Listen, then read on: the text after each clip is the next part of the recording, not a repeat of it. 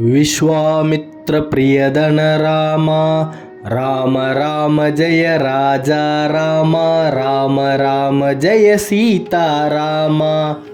கும்ப ராசியில் இருக்கக்கூடிய அனைத்து அன்பர்களுக்கும் நண்பர்களுக்கும் தோழர்களுக்கும் தோழிகளுக்கும் அன்பார்ந்த வணக்கத்தை உங்கள் ஜோதிடர் செல்வன் இந்த இடத்தில் தெரிவித்துக் கொள்கிறேன். கும்ப ராசி அப்படின்னாலே துன்பத்துக்குரிய ராசி அப்படின்னு தான் எல்லார் மனசுலையும் ஒரு ஆழமான எண்ணம் இருக்குது. அதற்கு காரணம் உங்களுடைய ராசி கிடையாது, உங்களுடைய கிரக கோச்சார பலன்கள் தான். அப்படி இருக்கும் பட்சத்தில் சனி பகவான் வேற வக்ர பெயர்ச்சி அடைகிறாரே, அவரால் நமக்கு ஏதாவது பாதகம் நடந்துருமா, இன்னமும் நம்ம கஷ்டப்படக்கூடிய பல சந்தர்ப்பங்கள் நமக்கு வருமா அப்படின்னா கிடையவே கிடையாது. கஷ்டத்தை நாம் எப்படி தள்ளி போடுறது அப்படின்ற மிகப்பெரிய ஒரு தேவ ரகசியத்தை தான் இன்னைக்கு நீங்கள் தெரிஞ்சுக்க போகிறீங்க அன்பர்களே. இந்த பிரபஞ்சமே இந்த ரகசியத்தை உங்ககிட்ட கொண்டு வந்து சேர்க்கணும்னு முடிவு பண்ணிடுச்சு. அதனால தான் நீங்கள் இந்த விஷயத்தை இன்னைக்கு தெரிஞ்சுக்கிறீங்க. இல்லைன்னா எத்தனையோ வீடியோக்கள் இருக்கும் பட்சத்தில் இந்த ஒரு விஷயத்தை ஏன் நீங்கள் பார்க்கணும்?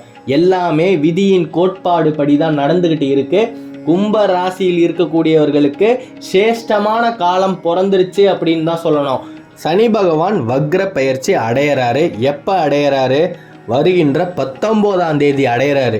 அவர் எப்போங்க நிவர்த்தி ஆகுறாரு?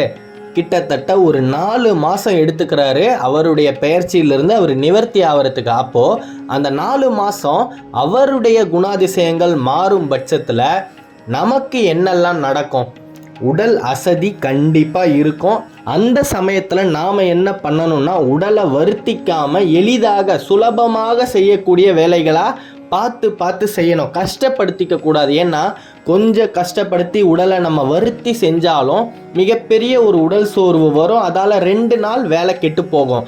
எல்லா விஷயங்களுமே தாமதமாக நடக்கும். கண்டிப்பாக நீங்கள் எதிர்பார்த்த வேலை உங்களுக்கு சாதகமாக முடியும். ஆனால் அதில் கொஞ்சம் தாமதம் ஏற்படும். அந்த தாமதத்தால் நீங்கள் என்ன பண்ணுவீங்க? உங்களுடைய மனசை விட்டுடுவீங்க, மன உளைச்சலுக்கு ஆளாயிடுவீங்க. என்னப்பா இது, நம்ம நினச்சது நடக்க மாட்டேங்குதே. நடக்குங்க ஐயா, பொறுமையாக நடக்கும். நீங்கள் நினச்சதை விட எதிர்பார்த்ததை விட நல்லாவே நடக்கும். ஒரு இடத்துல இவ்வளோதான் பணம் வேணும்னு எதிர்பார்த்துருப்பீங்க, நீங்கள் எதிர்பார்த்த தொகையை விட அதிகமாகவே கிடைக்கும். நீங்கள் எதிர்பார்த்த வேலை அதை விட ஒரு பிரமாதமான வேலை கிடைக்கும். பதவி உயர்வில் ஒரு படி மேலே தான் வேணும் அப்படின்னு சொல்லி எதிர்பார்த்துருப்பீங்க, உங்களுக்கு 2 படி மேலே பதவி உயர்வு வரும்.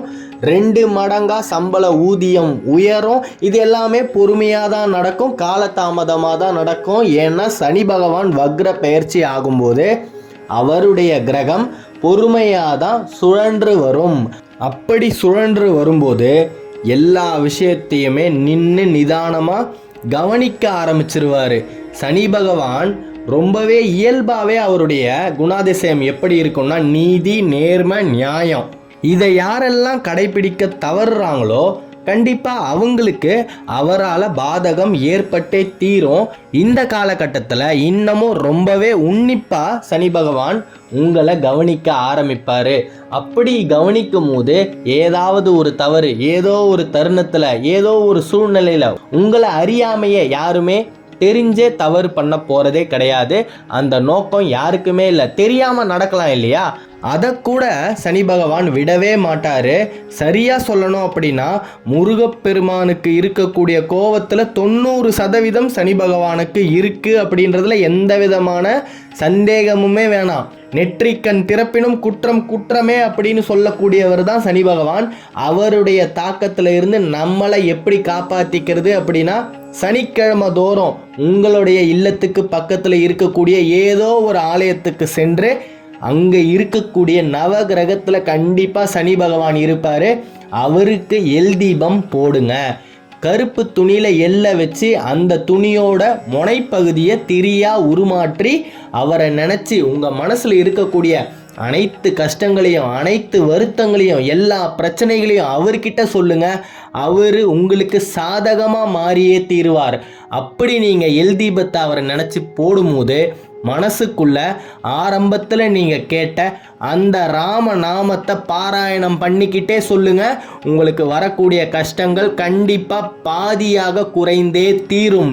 இது மாற்ற முடியாத விதி, மிகப்பெரிய தேவ ரகசியம். ஆஞ்சநேயர், வாயுபுத்திரன், சனி பகவான் கிட்ட உங்களுக்காக வரமா பெற்ற மிகப்பெரிய வரப்பிரசாதம்னே சொல்லணும்.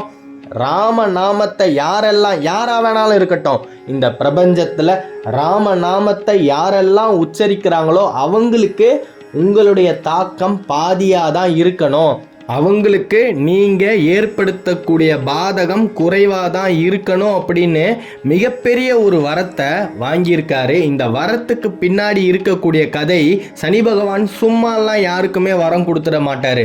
7.5 ஆண்டு அஞ்சனை மைந்தனை பிடித்தே ஆக வேண்டும் அப்படின்றது தான் விதி. சனி பகவான் ஆஞ்சநேயர்கிட்ட முறையிடும் போது நீங்கள் ரொம்பவே ஈஸ்வரனுக்கு இணையானவர், அதனால் தலைக்கு மேலே என்னுடைய சிரத்துக்கு மேலே நான் உங்களை உட்கார வைக்கிறேன். மற்றபடி என்னுடைய உடல் சரீரத்தில் உடம்புல கை கால் வேற நீங்கள் எங்கே உட்கார்ந்தாலும் எனக்கு அது சந்தோஷமாக இருக்காது. நீங்கள் தலைக்கு மேலே உட்காந்துக்கோங்க அப்படின்னு சனி பகவானை ஆஞ்சநேயரோட சிரத்துக்கு மேலே உட்கார வச்சு 7.5 வினாடியே உட்கார முடியாமல் கீழே இறங்கிட்டாரு.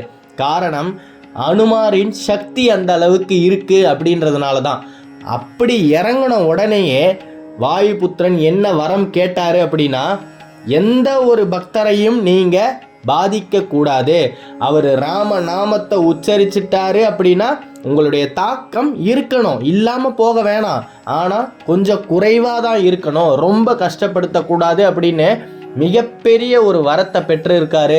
ஆகையால் அன்பார்ந்த கும்ப ராசியில் இருக்கக்கூடிய அனைத்து அன்பர்களையும் நான் வேண்டி கேட்டுக்கொள்வது, வரக்கூடிய அடுத்த 4 மாதங்கள் சனிக்கிழமை தோறும் உங்கள் வீட்டுக்கு பக்கத்தில் இருக்கக்கூடிய ஏதோ ஒரு ஆலயத்துக்கு போய் விளக்க போடுங்க.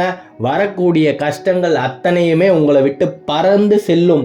இதில் மாற்று கருத்தே இல்லை. கும்ப ராசியில் உள்ளவர்களுக்கு இனிமே துன்பமே கிடையாது. இனிமே உங்களுக்கு எல்லாமே இன்பம் தாங்க ஐயா. நீங்கள் பட்ட கஷ்டமெல்லாம் போதும், சொல்லி மாள முடியாது. இனிமே எந்த கஷ்டத்தையும் நீங்கள் படக்கூடாது அப்படின்றது தான் என்னுடைய விருப்பமும் கூட. மற்றபடி சனிப்பெயர்ச்சியை நினைத்து யாருமே வருந்த வேணாம். எந்த ஒரு இடத்துலையுமே யாருக்குமே ஜவாப்தாரியாக போய் நிற்காதீங்க. அவர் பணம் கண்டிப்பாக கொடுத்துடுவாரு, என்னை நம்பி கொடுங்க அப்படின்ற வார்த்தைகள் எதையுமே விட்டுடாதீங்க. ஒரு 4 மாதம் பொறுமையாக இருங்க. எந்த ஒரு இடத்துல நீங்கள் சின்னதாக, அதாவது சறுக்குனது தான் சாக்கு அப்படின்னு சொல்லுவாங்க இல்லையா, அந்த தருணத்தை எதிர்பார்த்து கொண்டிருப்பவர் தான் சனி பகவான். நீங்கள் தப்பு செய்வீங்களா அப்படின்னு பார்த்துக்கிட்டே இருப்பார். செஞ்சிட்டீங்க அப்படின்னா எந்த சக்தி நமக்கு சாதகமாக இருந்தாலும் அவர் அந்த இடத்துல நியாயமான ஒரு விஷயத்தை கோடிட்டு காமிச்சு, இவர் தப்பு பண்ணிட்டாரு, நான் அவருக்கு அதுக்கான பலனை கொடுக்குறேன் அப்படின்னு அந்த சூழ்நிலையவே மாற்றி அமைக்கும் வல்லமை கொண்டவர் தான் சனி பகவான். அன்பார்ந்த கும்ப ராசியில் இருக்கக்கூடிய அன்பர்கள் எந்த ஒரு தருணத்திலையும் மனசோர்வு அடையாதீங்க. உடல் உங்களுக்கு கண்டிப்பாக சோர்வு அடைஞ்சே தீரும். உங்களுடைய உடலின் ஆரோக்கியத்தில் இந்த காலம் கொஞ்சம் கவனமாக இருந்துக்கோங்க. எந்த ஒரு வேலையுமே சிரமப்பட்டு செய்யாதீங்க. கொஞ்சம் நிறுத்தி நிதானமாக செய்ய பழகுங்க. நீங்கள் எதிர்பார்த்தது நடந்தே தீரும்.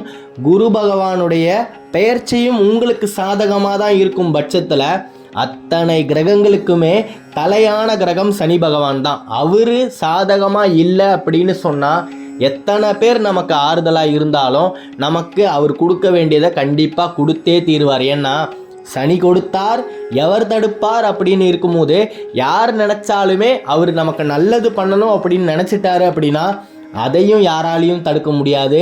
நமக்கு நாம் பண்ண விஷயத்துக்கு நாம் சில கர்மாவை அனுபவித்து தான் ஆகணும் அப்படின்னு அவர் முடிவு பண்ணிட்டாருன்னா அதையுமே யாராலையும் தடுக்க முடியாது. ஆனால் வாயு புத்திரனுக்கு அந்த சக்தி இருக்குது. தடுக்க முடியாதே தவிர தள்ளி போட முடியும். உங்களுக்கு வரக்கூடிய கஷ்டங்களை தள்ளி போட முடியும். மிகப்பெரிய ஒரு தேவ ரகசியத்தை இன்னைக்கு நீங்கள் தெரிஞ்சுக்கிட்டு இருக்கீங்க. கண்டிப்பாக கும்ப ராசியில் இருக்கக்கூடிய அனைத்து அன்பர்களுமே வாழ்க்கையில் ஜெயிக்க பிறந்தவர்கள் அப்படின்றதுல எந்த விதமான சந்தேகமுமே கிடையாது. தைரியமாக இருங்க. மன தைரியத்தோடு உங்களுடைய வாழ்க்கையில் இருக்கக்கூடிய லட்சியத்தை நோக்கி எதிர்நீச்சல் போடுங்க. வெற்றி உங்களை நோக்கி உங்கள் பின்னாடி துரத்தி வந்துக்கிட்டே இருக்கு. ஜெயம் உண்டாகட்டும். அடுத்த காணொளியில் விரைவில் சந்திப்போம். கும்ப ராசியை பற்றி நீங்கள் தொடர்ந்து தெரிஞ்சுக்கணும் அப்படின்னா இந்த சேனலை சப்ஸ்கிரைப் பண்ணிக்கோங்க. தென்னாட்டுடைய சிவனே போற்றி, எந்நாட்டவருக்கும் இறைவா போற்றி. நன்றி.